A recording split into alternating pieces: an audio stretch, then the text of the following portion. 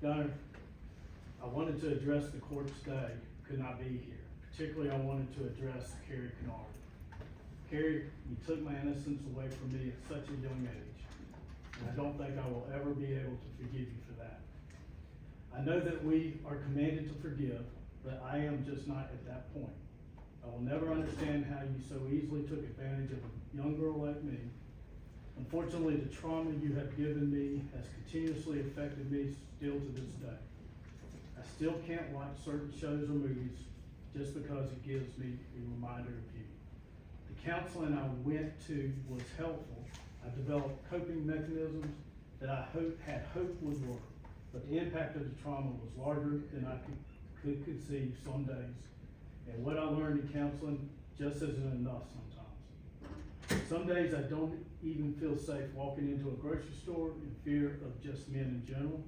I constantly have my guard up and I am hyper aware of my surroundings just because I fear what more evil this world has in store. What you put me through has brought me to some very dark places inside myself. I used to feel numb and as if I lost my identity. I used to have no self-worth and felt like you had taken that all away from me. I felt as if I had nothing left.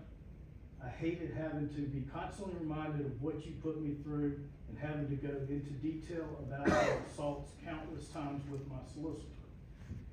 It never has been easy to talk about, and I don't think I ever will. I will block out any thoughts of what you put me through just to have me to be reminded over and over and tell my story in detail, which usually led to many tears and a pit in my stomach.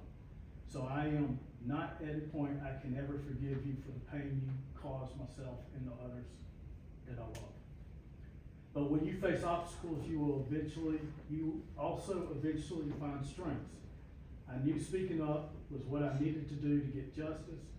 I used to live in fear, but now at least I live in peace, knowing that you no longer hold that power over me. Thankfully, I have grown to be a strong, young woman, and though some days are harder than others, I will never let what you did to me define who I am. I will never allow anyone to have that much power over me again. I found my self-worth and my happiness that I so desperately had to search for since you stripped it all away from me. I pray that you never hurt another person. I hope you get the treatment that you so desperately need. You have been destroying lives for decades, and I pray you can reflect on the damage you have done. Unfortunately, I know your personality, and I would never expect you to apologize or even admit to all the wrong you have done. You are truly an evil man. You are the equivalent of the devil on earth to me when you're supposed to be a person people could trust. I hope that one day through the help you receive that you can feel just a little bit of remorse for what you have put so many people through. I wish I was standing in front of you now to show you that little girls do not stay little girls forever. We become strong women that stand up to monsters that hurt them. My journey isn't over. The voice you silenced for so long I was able to find. I am looking forward to continuing my journey using my voice that was silenced so long for others. I am now a strong force with a strong voice, and you are nothing to me. In conclusion, I pray for all the people that have been affected by your evil.